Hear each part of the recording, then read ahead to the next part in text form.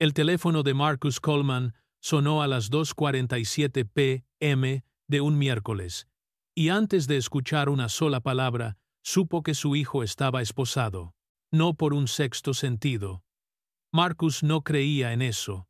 Creía en patrones. Creía en cómo se movía el mundo alrededor de hombres que se parecían a él. Sí, en patrones.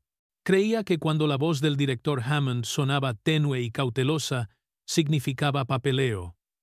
Significaba policía. Significaba decisiones ya tomadas. Su hijo tuvo una pelea física. Necesitamos que venga de inmediato. Está en la oficina.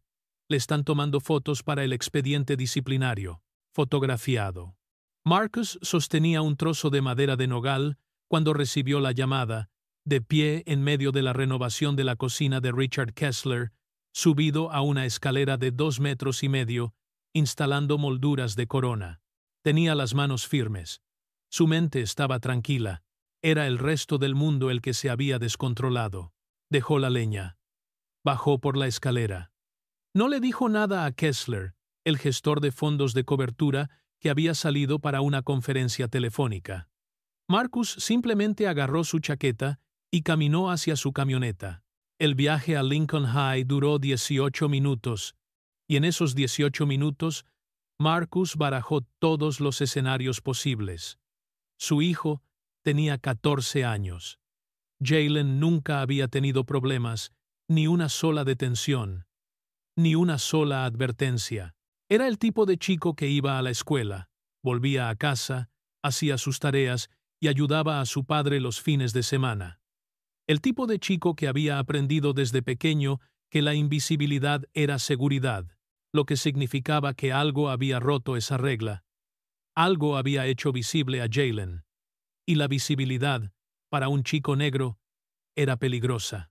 El estacionamiento de la escuela estaba frío y hostil bajo el sol de noviembre. Marcus se estacionó y se sentó exactamente 30 segundos antes de entrar, no porque necesitara recomponerse, sino porque necesitaba recordar las reglas. No te muevas demasiado rápido. No levantes la voz. No dejes que vean miedo. No les des motivos para tenerte miedo. Jaylen estaba sentado en una silla de metal en la oficina del director, e incluso desde la puerta, Marcus podía ver la hinchazón en el ojo izquierdo de su hijo. No era catastrófica, pero sí definitiva. Alguien lo había golpeado. Jaylen había devuelto el golpe, pero el que estaba siendo fotografiado era Jaylen, señor Coleman. La directora Hammond se puso de pie. Era una mujer blanca de unos 50 años, la clase de educadora que había pasado 30 años perfeccionando el lenguaje de la justicia mientras administraba prejuicios. Gracias por venir tan rápido. ¿Dónde está el otro estudiante? Disculpe. El chico que golpeó a mi hijo. ¿Dónde lo están fotografiando? La expresión del director Hammond no cambió, lo que significaba que Marcus ya sabía la respuesta. Todavía estamos recopilando declaraciones. Pero lo que está claro es que su hijo inició el contacto físico. Tenemos múltiples testigos. ¿Quién le decía qué hacer para que golpeara a alguien? Eso no es realmente relevante para... Es relevante para mí. Le hizo un gesto para que se sentara. Le explicó la política. Tolerancia cero a la violencia. Audiencia disciplinaria el viernes. Posible expulsión según el resultado. Pronunció incidente 17 veces, una palabra que lo alejaba todo del momento real en que alguien atacó a su hijo con palabras y Jaylen respondió con los puños. Cuando terminó la reunión, Marcus firmó un papeleo que no se molestó en leer y se llevó a su hijo a casa. En la camioneta, Jaylen no habló durante los primeros 15 minutos. Marcus no insistió. Conocía los silencios de su hijo. Le había enseñado a guardar silencio, a contener el dolor para que no pudiera ser utilizado como arma en su contra. Estaba hablando de ti, dijo finalmente Jaylen, con la voz apagada. De la marcha de mamá. Dijo que los padres negros no pueden mantener unidas a sus familias. Dijo que era genético. Como si tuviéramos ADN roto o algo así. No paraba. Lo repetía una y otra vez, y la gente se reía, y yo, simplemente. Jalen se detuvo. Marcus se acercó y agarró el hombro de su hijo, sintiendo la tensión allí, la rabia contenida por pura voluntad. Dime exactamente lo que dijo. Cada palabra. Jalen lo hizo. Los insultos no eran creativos, nunca lo fueron. Solo el vocabulario típico de la ignorancia, envuelto en la confianza de un chico que nunca había enfrentado consecuencias. El chico se llamaba Derek Thornton. Esa noche, Marcus estaba sentado a la mesa de la cocina con su portátil. Aún tenía las manos manchadas de trabajo. Había 3 proyectos sin terminar por toda la ciudad. Su teléfono había sonado 6 veces. Clientes, contratistas, las constantes exigencias de su existencia. Lo ignoró todo, escribió Derek Thornton en la barra de búsqueda. Las redes sociales del chico eran públicas. Instagram estaba lleno de fotos de lacrosse, fotos de vacaciones, fiestas de cumpleaños en clubes de campo. El tipo de infancia visible, celebrada y documentada. Marcus siguió navegando por ahí hasta que encontró lo que buscaba. Richard Thornton, director ejecutivo de Pinnacle Ridge Holdings, miembro de la junta directiva de la escuela. Filántropo. Foto tras foto de él en galas, ceremonias de inicio de obras y inauguraciones de cintas. Siempre sonriente, siempre seguro de sí mismo, siempre en compañía de otros hombres influyentes. Marcus abrió una segunda pestaña. Buscó gentrificación de Richard Thornton y encontró artículos sobre familias desplazadas, sobre barrios que habían cambiado, sobre la forma en que el dinero se había movido a través de su ciudad como un depredador, identificando espacios vulnerables y consumiéndolos. Luego buscó otra cosa. Demanda de Richard Thornton. El artículo era antiguo, de 2006, 18 años atrás. Una mujer había presentado una denuncia por acoso sexual contra Richard Thornton. Los detalles eran escasos porque habían quedado sellados, ocultos bajo el texto del acuerdo. La mujer se llamaba Catherine Wells. Marcus buscó a Catherine Wells. Nada. Intentó variaciones, diferentes grafías, diferentes ciudades. Y entonces, en una base de datos genealógica para árboles genealógicos, encontró una sola mención. Catherine Wells, anteriormente empleada en el sector inmobiliario, se mudó en 2007. Ella desapareció del mundo profesional inmediatamente después del acuerdo. Marcus cerró su portátil. Se sentó en la oscuridad de su cocina durante un buen rato. A la mañana siguiente, llamó a un abogado llamado David Chen, que trabajaba en una pequeña oficina en un centro comercial. Chen era negro y coreano, lo que significaba que entendía los cálculos del mundo de una manera que los abogados caros no. Los abogados caros trabajaban para el sistema. Chen trabajaba en su contra. «Quiero demandar», dijo Marcus. Chen escuchó toda la historia. Cuando Marcus terminó, Chen guardó silencio un buen rato. «La expulsión es agresiva», dijo Chen finalmente. «Pero el problema es que no tenemos dinero para combatirlos. Los distritos escolares tienen presupuestos ilimitados para abogados. Puedes gastar lo que puedas del resto de tu vida. ¿Contingencia? Continuidad significa que yo gano si tú ganas. Y necesitamos estar seguros de que podemos ganar. Cuéntame más sobre el padre de Derek». Marcus le habló de Pinnacle Ridge Holdings, de la gentrificación, de Catherine Wells y el asentamiento sellado. La expresión de Chen cambió. Si Richard Thornton resolvió un caso de acoso sexual hace 18 años, eso es un patrón. Si forma parte de la junta escolar y toma decisiones sobre cómo se disciplina a los estudiantes, eso es una posición de poder.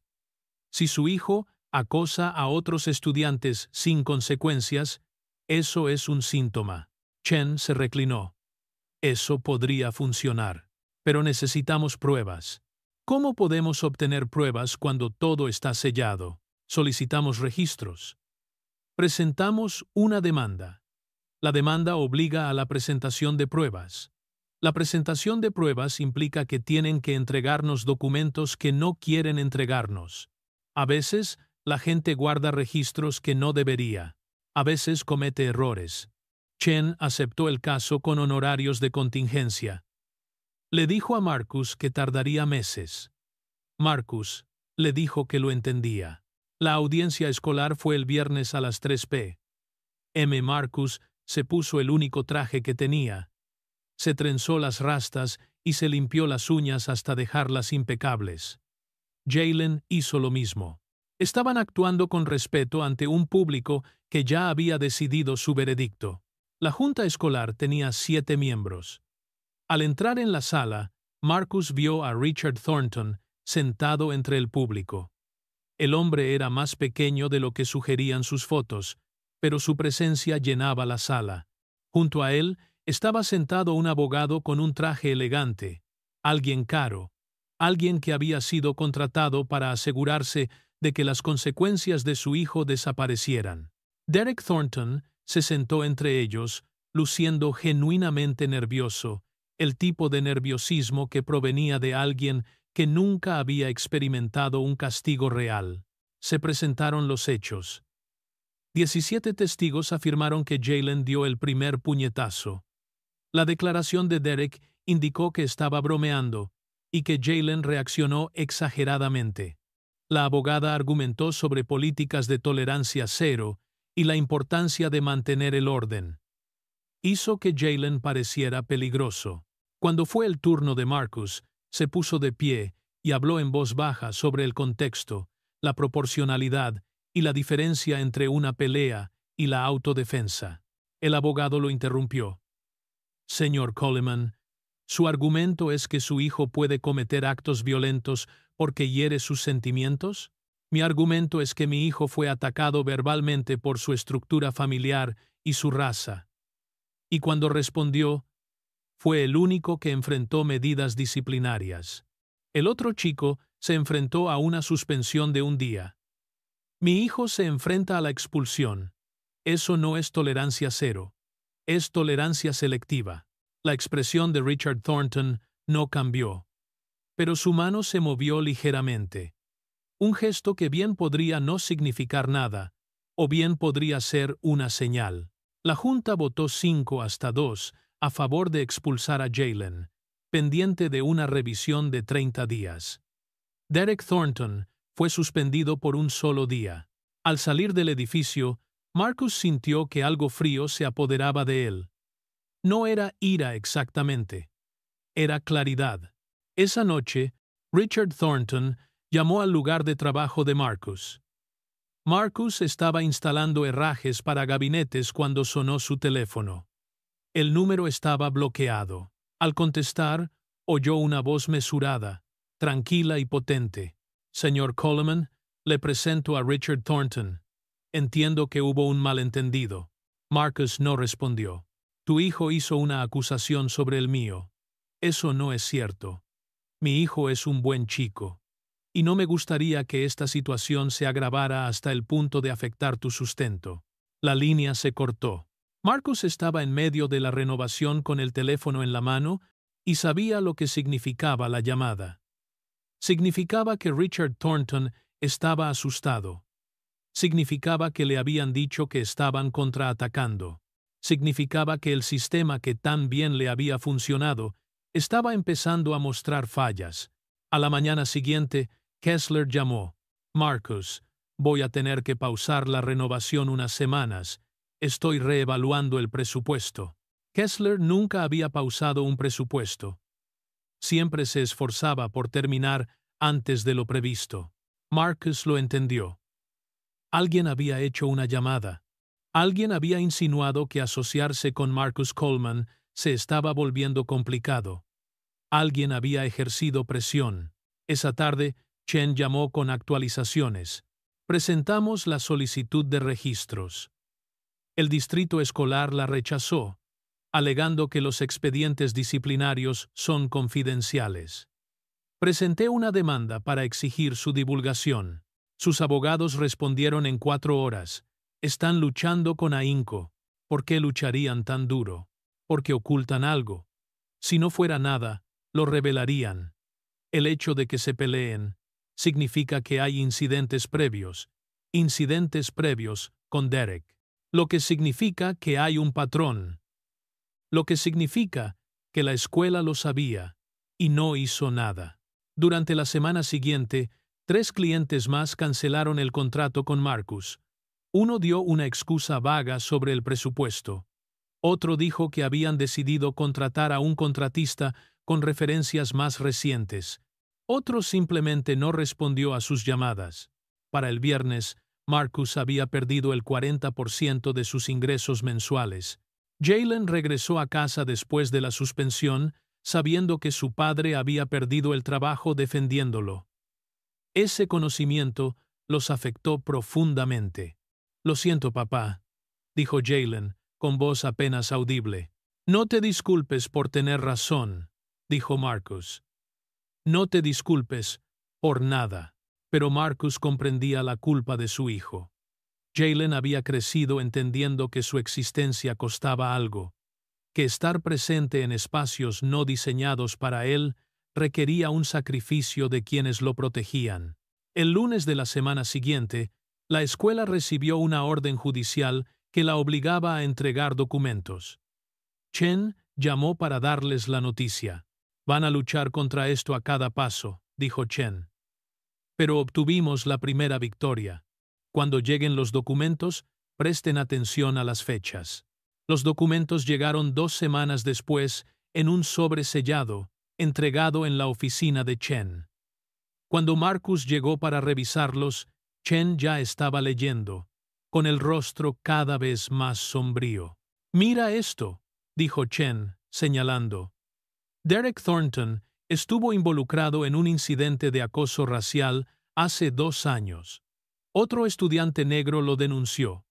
La escuela investigó y luego lo marcó como resuelto, sin ninguna medida disciplinaria real. Marcus siguió leyendo. «Hubo otro incidente. Hace 1 año. Otro estudiante. El mismo patrón de lenguaje racista. La misma consecuencia mínima. «Hay más», dijo Chen, pasando las páginas. «¿El estudiante que lo denunció hace 2 años? Se llama Marcus Washington. Se cambió de escuela 6 meses después de su denuncia». Marcus sintió que algo se movía en su pecho. «Se fue por el acoso», continuó Chen. «La escuela sabía que Derek estaba haciendo esto. No hicieron nada. Y ahora expulsan a tu hijo por responder mientras Derek recibe una suspensión de 1 día. Esto es deliberado. Esto es una decisión». Chen empezó a hacer llamadas. Llamó a reporteros de la estación de noticias local. Llamó a defensores de la educación. Llamó a otras familias que podrían haber experimentado patrones similares. El miércoles la historia apareció en el periódico. El hijo de un miembro de la junta escolar local enfrenta acusaciones de acoso, mientras que la acusadora fue expulsada. El artículo era cauteloso al no hacer afirmaciones legalmente perjudiciales, pero la implicación era clara. Y una vez que la historia se hizo pública, empezaron a surgir otras. Una chica llamada Sofía, que denunció a Derek hacía 3 años y sufrió aislamiento social. Un chico llamado Marcus Washington, que ahora vive a 2 horas de distancia, dispuesto a hablar públicamente sobre por qué se fue. Y entonces ocurrió algo inesperado. Una mujer llamada Catherine Wells llamó a la oficina de Chen. Había visto las noticias. Había reconocido el patrón y estaba lista para hablar. Chen llamó a Marcus a su oficina el viernes por la mañana. Marcus trajo a Jalen con él porque su hijo necesitaba entender qué significaba la exposición, cómo era la resistencia, qué sucedía cuando uno se negaba a permitir que personas poderosas se protegieran entre sí.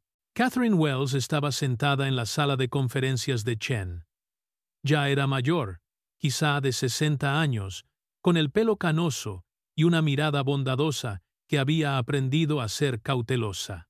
Había pasado 18 años viviendo tranquilamente después del acuerdo, de una manera que le impedía afrontar lo que le había sucedido.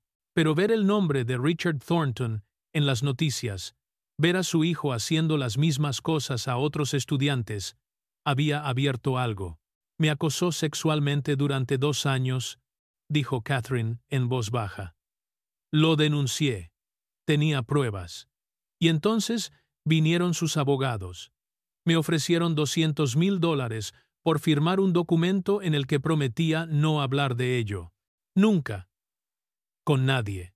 ¿Tenías familia a la que mantener? Preguntó Marcus con suavidad. Sí. Era madre soltera. El dinero lo era todo, así que lo acepté. Lo acepté. Firmé el documento, dejé mi trabajo y me mudé. Y he pasado 18 años sabiendo que tomé una decisión que lo protegió, que le permitió seguir haciéndoles esto a otras personas. Ella miró a Jaylen. Por eso estoy aquí. Porque no quiero que otra generación aprenda que el dinero compra el silencio. Que el poder no paga consecuencias. El juicio comenzó 4 meses después. Chen había presentado una demanda no solo contra la escuela por disciplina desigual, sino también contra Richard Thornton, personalmente, argumentando que su influencia en la junta escolar había creado un patrón en el que su hijo eludía la responsabilidad. La demanda mencionaba múltiples incidentes, múltiples víctimas, y una omisión sistemática en abordar el acoso, porque el acosador era hijo del miembro de la junta. Los abogados de Richard Thornton llegaron con todas las armas.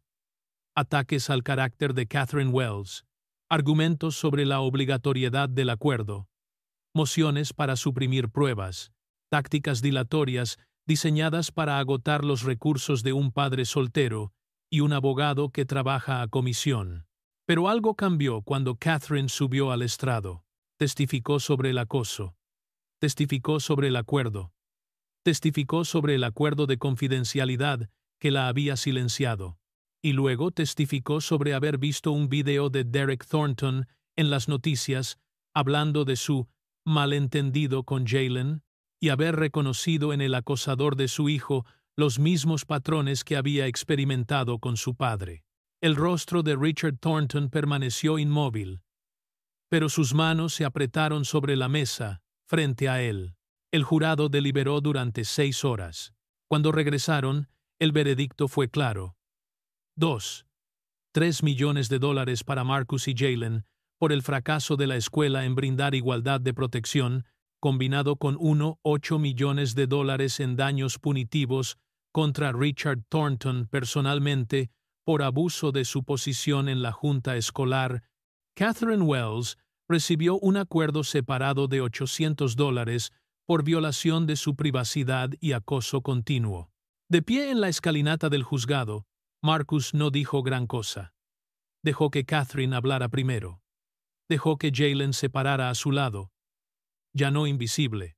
Dejó que las cámaras capturaran el momento en que el sistema, por fin, había responsabilizado a alguien. Pero lo que nadie vio fue lo que ocurrió 3 días después en la cocina de Marcus. Donó 2 millones de dólares a un fondo legal para familias que luchan contra la discriminación en las escuelas.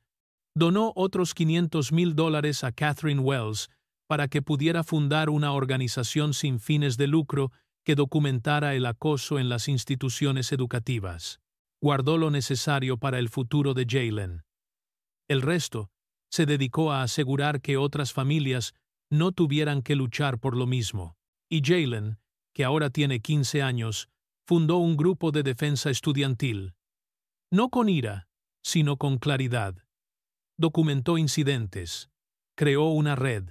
Testificó ante la junta escolar sobre la necesidad de una investigación independiente de las denuncias de acoso.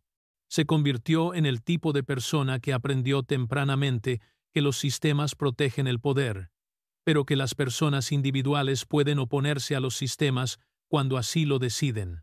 6 meses después del veredicto, Derek Thornton se transfirió a una escuela privada fuera del estado. Su padre renunció a su cargo en la junta escolar. Pinnacle Ridge Holdings enfrentó múltiples investigaciones estatales. Las sociedades de Richard Thornton comenzaron a disolverse. Su influencia comenzó a evaporarse, pero lo más importante es que la demanda lo había dejado en evidencia. La verdadera historia no era el dinero, era el patrón. Era la forma en que un hombre que había pasado 30 años acumulando riqueza y poder los había usado para herir a la gente, silenciar a las mujeres y proteger a su hijo de las consecuencias, hasta que alguien se negó a guardar silencio. Un martes por la noche, Marcus y Jaylen estaban en su cocina, la misma pequeña cocina donde todo había comenzado, donde Marcus se había sentado con su computadora portátil, descubriendo registros sellados y mujeres desaparecidas. ¿Sabes qué fue lo más difícil?, le preguntó Marcus a su hijo. ¿Qué? Sabíamos que teníamos razón, pero no sabíamos si lo correcto sería suficiente. Pero cuando decides luchar de todos modos, cuando te niegas a dejar que los poderosos se protejan entre sí, a veces sucede lo imposible. Jaylen asintió, comprendiendo de una manera que solo viene de la experiencia vivida. Quiero ser como tú, dijo Jaylen en voz baja. Quiero que seas mejor que yo, respondió Marcus. Quiero que sepas desde el principio que tu voz importa, que tu verdad importa, que ningún dinero debería comprar el silencio. Estaban juntos bajo la luz de la cocina, padre e hijo, dos personas que habían aprendido que el verdadero poder no se heredaba con dinero ni posición. El verdadero poder provenía de negarse a permitir que la injusticia fuera algo común. El verdadero poder provenía del trabajo silencioso y constante de decir la verdad. Y a veces, solo a veces, el mundo escuchaba.